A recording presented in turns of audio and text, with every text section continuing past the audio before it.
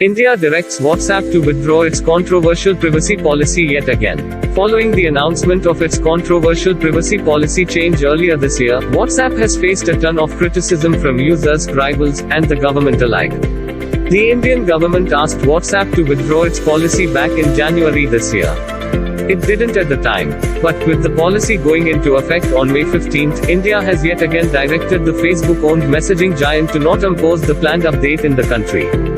According to a report by TechCrunch, India's Ministry of Electronics and Information Technology (MITI) sent a letter to WhatsApp today, directing it to withdraw the controversial privacy policy.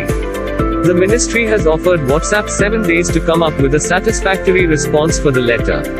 In fulfillment of its sovereign responsibility to protect the rights and interests of Indian citizens, the Government of India will consider various options available to it under laws in India.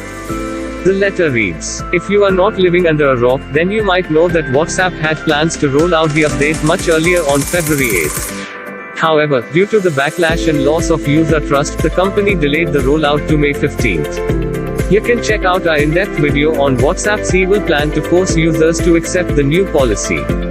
So, the current situation is that if you do not accept the privacy policy, WhatsApp will gradually start restricting access to some of the basic features, while reminding you to accept the policy. And if you accept it, the company will get complete authorization to share your personal info with its parent Facebook. Moreover, the company recently argued that other apps such as Arogya Setu, Zoom, and Truecaller collect more user data than WhatsApp.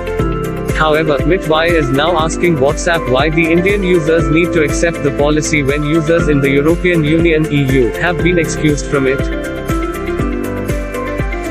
It is not just problematic, but also irresponsible, for WhatsApp to leverage this position to impose unfair terms and conditions on Indian users, particularly those that discriminate against Indian users vis-a-vis users in Europe, MITI further wrote in the letter.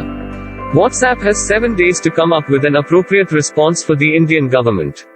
And if they do not respond within the set time limit, the ministry has warned that it will have to take lawful measures against the company.